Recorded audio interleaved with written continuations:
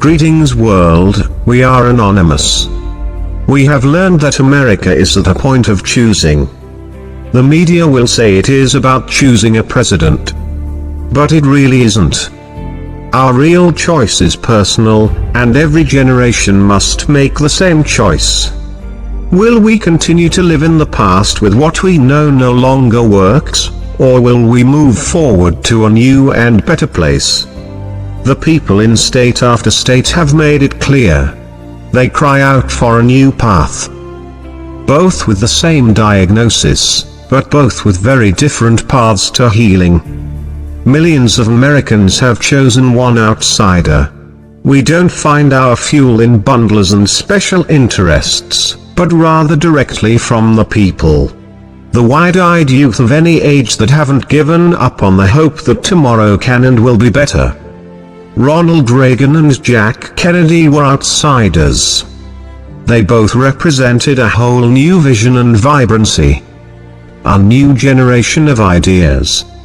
Jack Kennedy looked forward instead of back to the first half-century of World War. He knew that America could dream and build if we were set free. Not tanks for war, but rockets for exploration. Reagan looked out to us, the most powerful force for innovation that the world has ever known. There we found the new tech pioneers like Bill Gates and a young Steve Jobs. They had vision and the freedom to build a new world at the time only they saw, and because they were free, they challenged the way and changed the way all of us live, work, and interact. Now it is our turn. This generation must first look inward to see who we really are, after years of being beaten down. Years of being told we couldn't, shouldn't, or wouldn't. This generation needs to answer a new set of questions. Can we? Should we? Will we? Are we still those people? Those dreamers and doers? Are America's greatest generations in our past? Or are our best days yet ahead? We must unite, because doing so is the first step toward uniting all Americans. The question is not whether all Americans can or will agree on a majority of issues all of the time. The question is whether a majority of Americans are hungry to rally around a set of principles larger than any single issue that a politician may use to divide us. It's natural, when we talk about our nation's earliest days, that we focus our attention on the Declaration of Independence and the Constitution. And we can learn a great deal about a path forward by focusing on the passionate disputes and disagreements among our founding fathers, differences that were put aside only because of the weight and consequence of the foundational principles they sought to proclaim and the price to be paid if they failed to rise to the task. Today, we agree and disagree on a lot. And sure, areas of lesser agreement exist as well.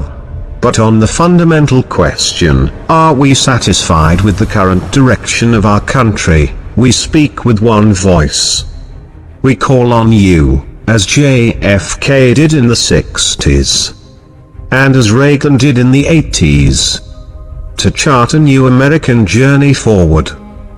One that isn't led by me or anyone in Washington, but by you. And millions of others just like you. One where we still have differences, yet we choose to concentrate on what we have in common.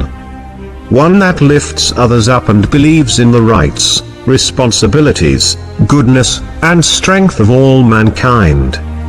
We have so much that binds us together, our families, our work ethic, our ability to dream and build unlike any people in history. But most of all our charity, our love for our fellow men and women, and our willingness to sacrifice for those in need. Let us unite on the things that have always made us great. We are great because we are good. Because over and over again we have chosen courage in the moments of crisis, freedom in the face of compromise, and hope in the face of challenges that everyone told us could not be overcome. Our sitting president ran on a slogan that should have been a great first step. It promised us, yes we can. Now is the time to take that slogan and put it into action.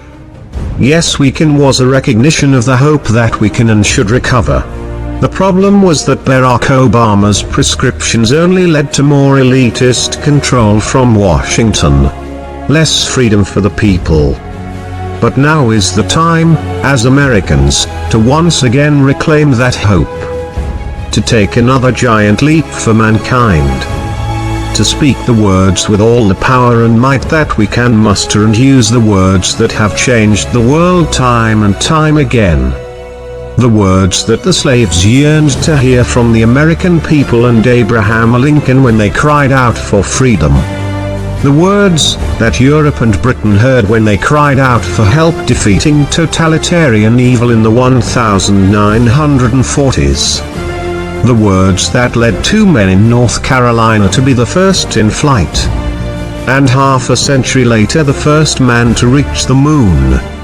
And decades later, two men in their garage to come up with the Apple Company.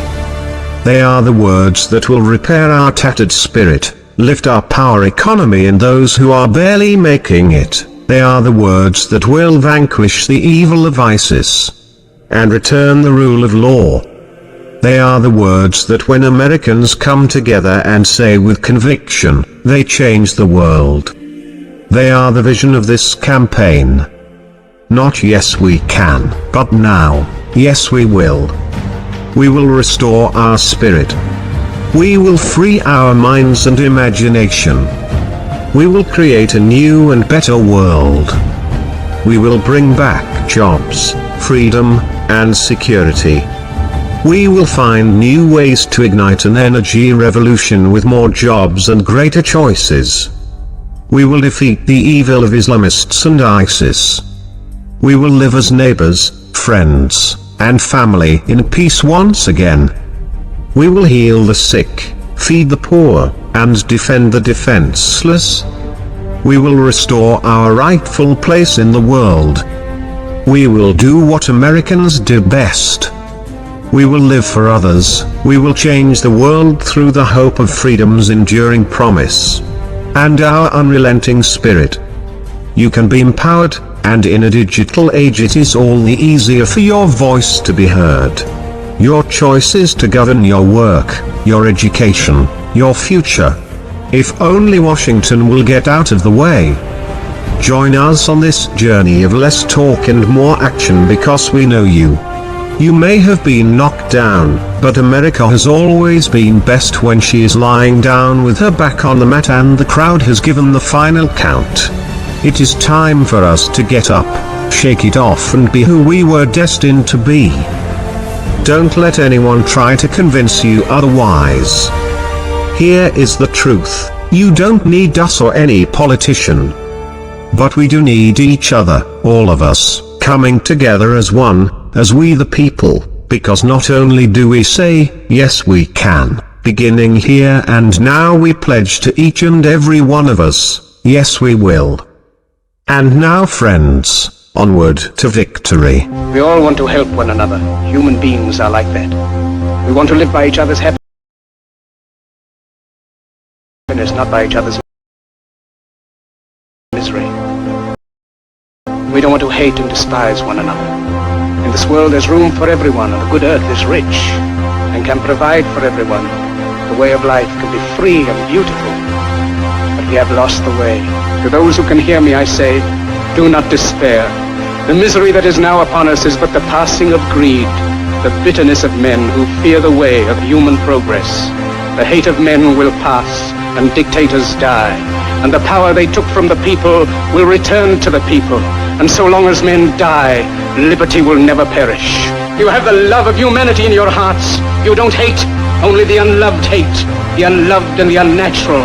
In the 17th chapter of St. Luke it is written, the kingdom of God is within man, not one man nor a group of men, but in all men, in you. You, the people, have the power. Then in the name of democracy, let us use that power. Let us all unite.